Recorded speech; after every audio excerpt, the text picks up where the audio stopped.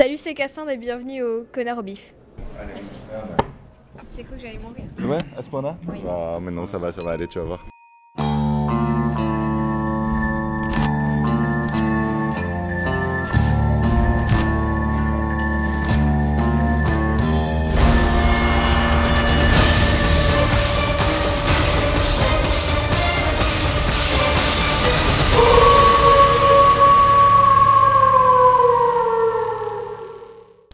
Nous voici ici pour le 4e jour des Connards au bif avec une invitée toute spéciale, Cassandre.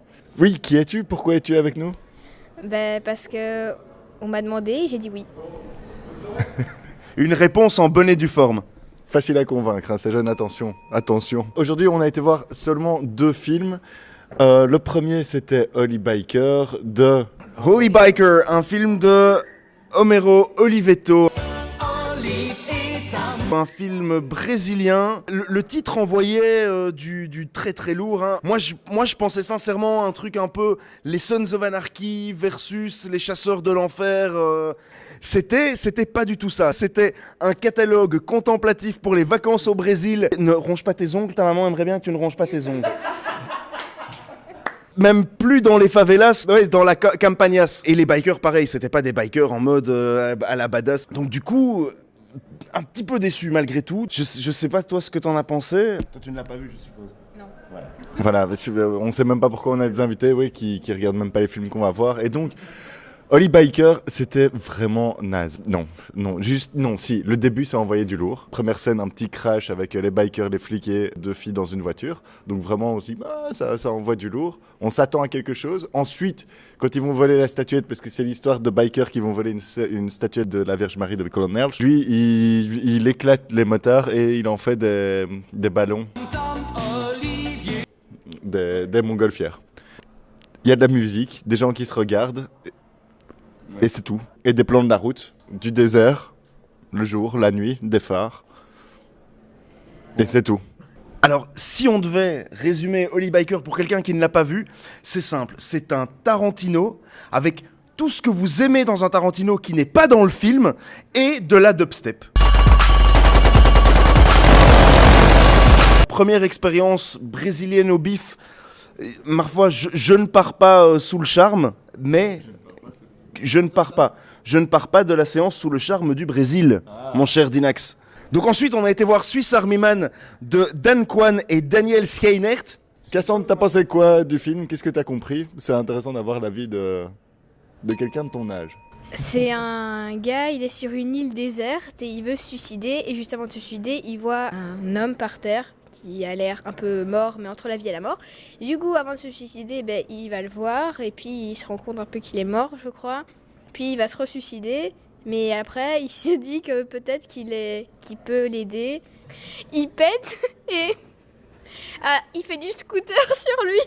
Voilà. Du coup, il fait du jet ski sur le cadavre qui pète et du coup, ça fait comme un moteur. Puis, il se réveille sur une autre île, je crois. Oui, une autre île. Du coup, il le prend avec. Du coup, il doit le transporter. Et à la fin, il va dans une grotte et tout. Et puis, il lui parle comme si c'était son pote alors que il parle pas. Ok, buddy. Le cadavre, il commence à parler. Et c'est toute une histoire là-dessus. Et du coup, il s'attache à amitié. Enfin, et à un moment... c'est bizarre.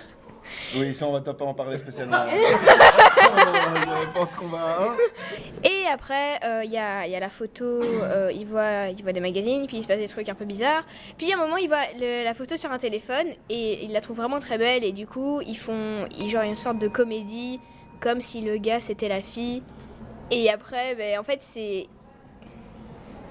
il y a, par un moyen, il trouve la direction pour aller vers la ville.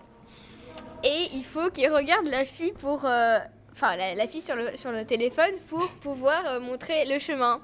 Et puis le cadavre, il meurt, parce qu'il était pas mort en fait. Et...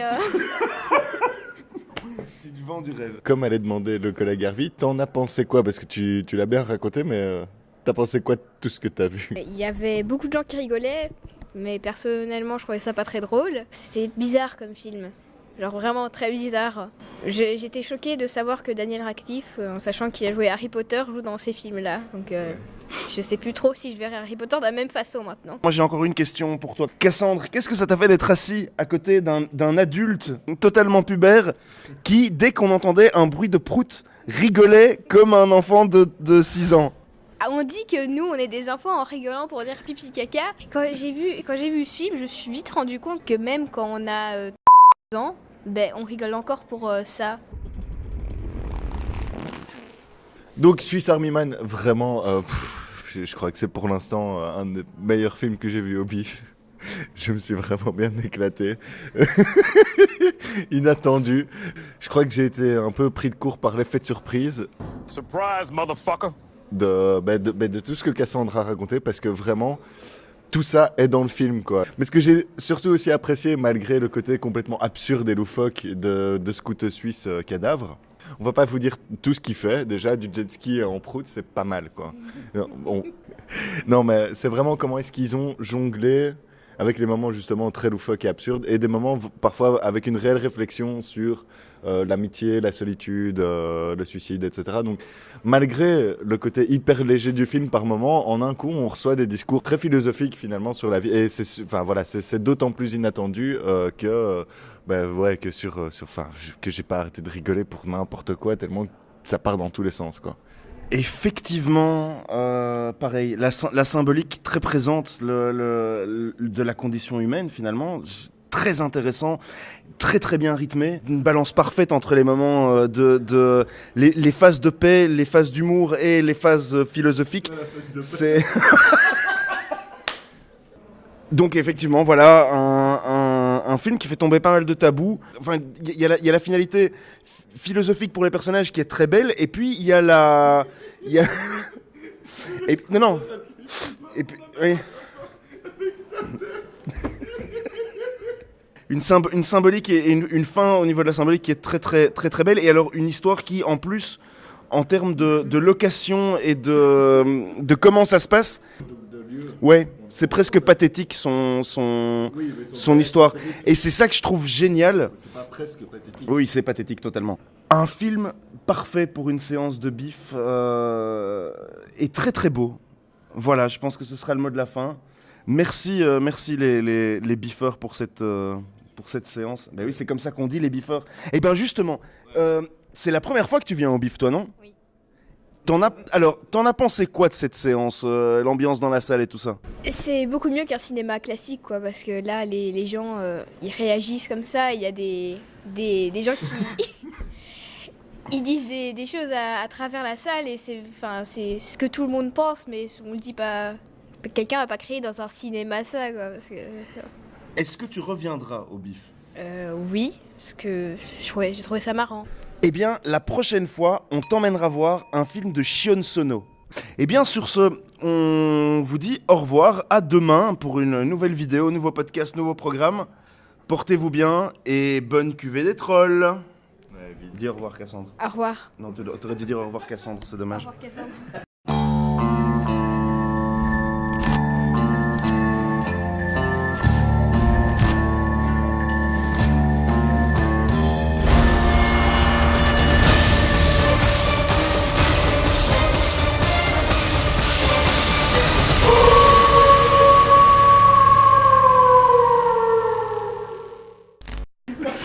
Non, c'est pas grave.